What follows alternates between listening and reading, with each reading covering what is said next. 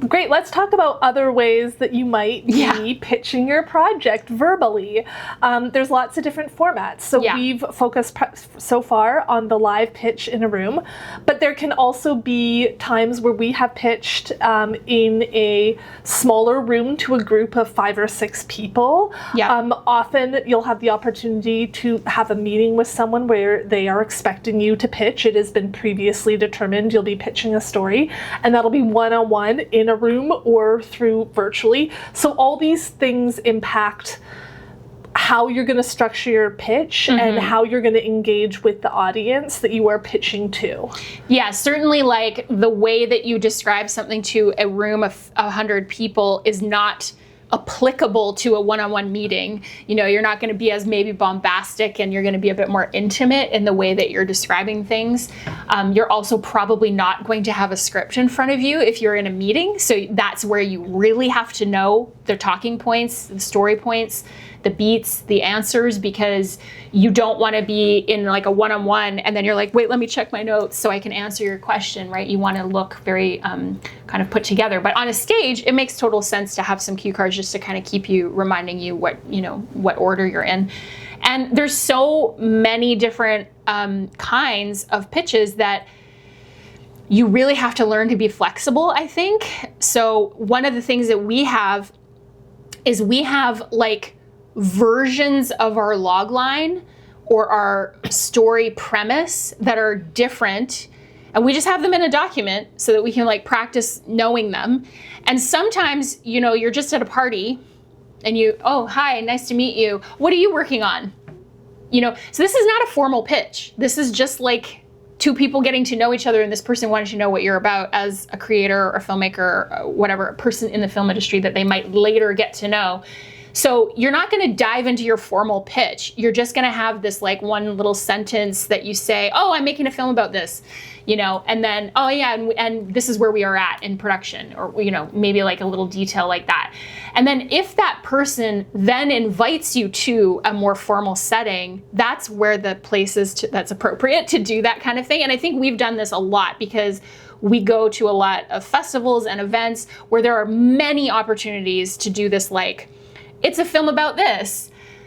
And you're not trying to, again, you're not trying to sell anything. You're not trying to make this person want to buy anything. You're just trying to make a connection. I think that's the way you've put it. That is really a good way to think about it. Yeah, if you're at a party or less formal event and have the opportunity to connect with someone that's maybe an executive or someone in position of power or someone that you want to pitch to eventually, the key is to just make them like you, essentially.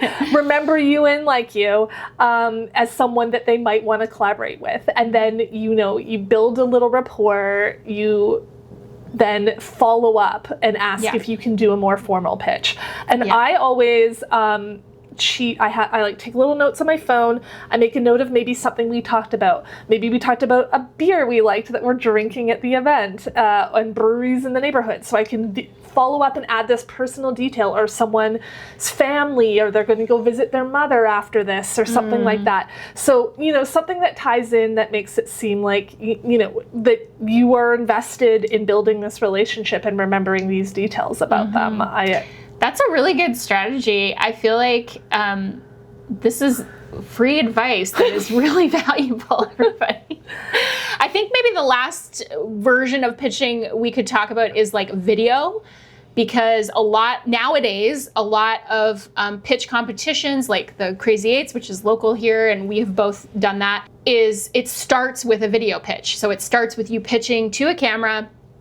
It's an edited format. You have total control over how you spend that 5 minutes, 4 minutes, whatever time that's allotted, because you can edit it. You can add in photos and imagery and video and all kinds of things. And so that is maybe the most controllable version of your pitch, because nobody's going to interrupt you. You're not going to forget where you are, because you're going to be able to do another take if that happens, right? And a lot of times that is like an entry point into competitions where maybe the first step is a video, and then they, you know, shortlist, and then there's a live pitch next, and then they shortlist, and so on and so forth. And so that one can be a good place to practice, because you kind of have the most control. You can see yourself on camera. You can see how you're organizing things. You can see what kind of visuals are most important to you. And it's, it sets you up well for Zoom-based pitches, which is also very common now, where you're not actually in the room with the person, but you're, still in an intimate kind of setting with them. I think it's important to say that the number one thing for verbal pitch is the same as like a pitch deck, is right off the bat communicating the essentials. The name of your project, the genre of your project, and if it is a short, a feature, all those things will create the context for the person to receive the information in the appropriate way. Yeah. And also to not be afraid to change your pitch regularly. Yes.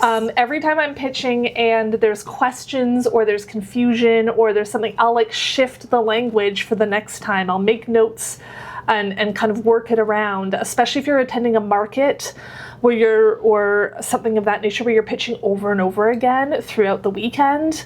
You can tweak it every single time. Exactly. Just slightly. And also, I heard this advice, this was years ago as well, that one of the things you can do is you can deliberately pitch differently.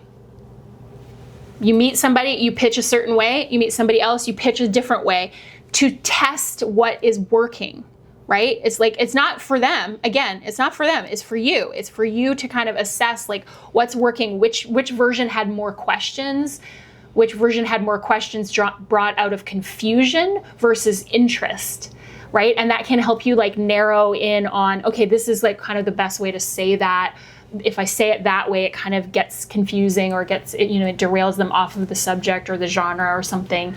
Yeah. When I was in a lab where we had to pitch a lot to the participants of the lab repeatedly, I did it different every single time, and I would kind of wing it because it was a low pressure environment. None of these people are investing in the project, but it was a chance for me to see how it felt shifting elements of the story around or taking a different approach to a pitch. Yeah. So that was like very valuable experience. Yeah. And I think, maybe in closing, like one of the things that I think is kind of amazing and interesting about this whole process of pitching and developing a project is how you can be 12 years in to a project and still finding a new way to pitch the project.